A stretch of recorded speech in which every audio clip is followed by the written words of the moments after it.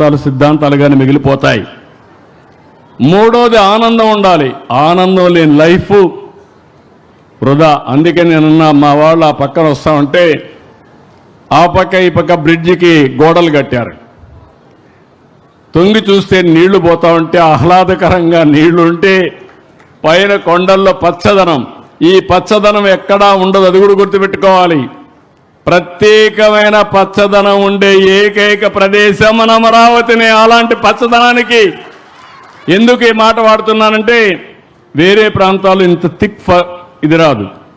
భూమి సారవంతంగా వచ్చి ఏదైనా కావచ్చు. మేము ఎన్నికల్లో ఒక మాట చెప్పాం. నేను మా మిత్రుడు పవన్ కళ్యాణ్ గారు ఒక మాట చెప్పాం. ఈ రాష్ట్రాన్ని విధ్వంసం చేశారు. ఎన్నికల ముందు పవన్ కళ్యాణ్ గారు కూడా రాజధానికి వస్తే మీ సమస్యలు తెలుసుకోవాలని వస్తే ముళ్ళ కంపలు వేస్తే ముళ్ళ కంపలు కూడా దోసుకొని మీ దగ్గరకు వచ్చిన నాయకుడు పవన్ కళ్యాణ్ గారు. ఈ విధంగా అనేక మంది మనం అందరం కూడా సఫర్ అయ్యాం. ఒకసారి నేను మా మిస్సెస్ వస్తే మా మిస్సెస్ చూసిన తర్వాత చేతిలో ఉండే గాజులు తీసేసి అమరావతికి డొనేట్ చేసే పరిస్థితికి వచ్చారు. ఇలాంటి వాళ్ళు చాలామంది ఒక నిస్వార్థంగా స్ఫూర్తినిచ్చారు. ఈరోజు ఇవన్నీ ఆలోచించిన తర్వాత మీకు ఒకటే చెప్తున్నాను, అమరావతి ఏ విధంగా ఉంటుందో దానికి ప్రపంచంలో ఎక్కడా లేని సిటీగా ఉండాలంటే నో పోల్స్. ఎక్కడా పోల్సే కనపడవు. ఏ సర్వీస్ కూడా రావాలంటే రోడ్డు కట్ చేసే పనే ఉండదు.